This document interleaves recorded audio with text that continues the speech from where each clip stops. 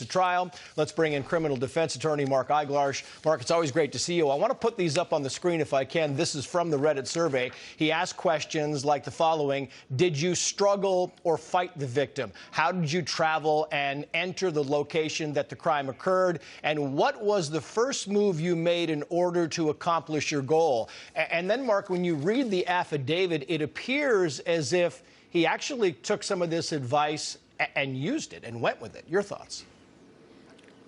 Yeah, definitely coming into evidence. Prosecutors will use it as another piece of their murder puzzle.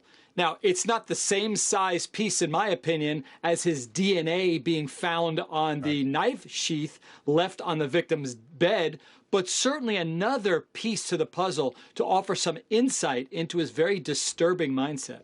Yeah, and I'm wondering, because I want to put this, if I can put it back on the screen. The last question, I really was kind of fascinated, because he says, what was the first move you made in order to accomplish your goal, Mark?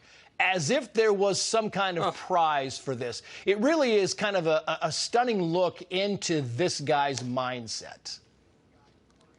Right. And the good news, though, is prosecutors never have to prove a motive, because, my goodness, this guy is completely not in his right frame of mind if he's going to do something like this. And you could never pinpoint precisely what motivated him. But these words show a fascination with committing crimes, and that's something that prosecutors are definitely going to highlight for the jurors.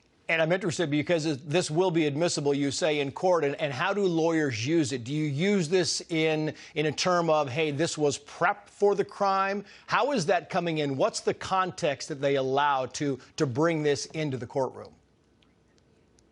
Well, understand, it's not coming in without great objection from the defense. They would argue it's innocuous. It has nothing to do with this particular crime. He's not talking about this offense. He was doing a work for school. And then the judge will weigh the benefits, the probative value, versus the prejudicial effect, the reasons why it shouldn't come into evidence. And ultimately, he's going to err on the side of allowing it in for the prosecution, probably through their lead investigator, for the defense then to cross-examine.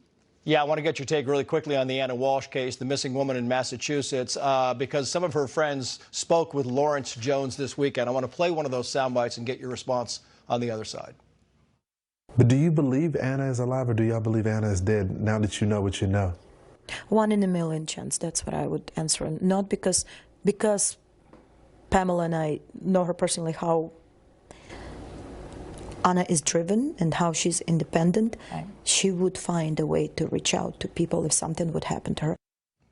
I mean, not to be gruesome about this, Mark, but they appear to be right. I mean, the odds are very, very slim that she's alive. And it kind of reminds me of the whole Scott Peterson, Lacey Peterson case many years ago, where the evidence just started to mount up and it didn't look good.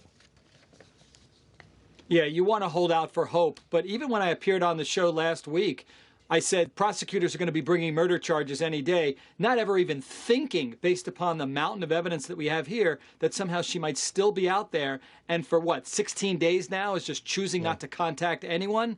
With the blood and the other evidence in this case, unfortunately, 1 in a million, those are pretty fair odds. Yeah. Mark Eiglarsh, great to have you on. Thank you, sir. Same here. Take care, Trace. Okay.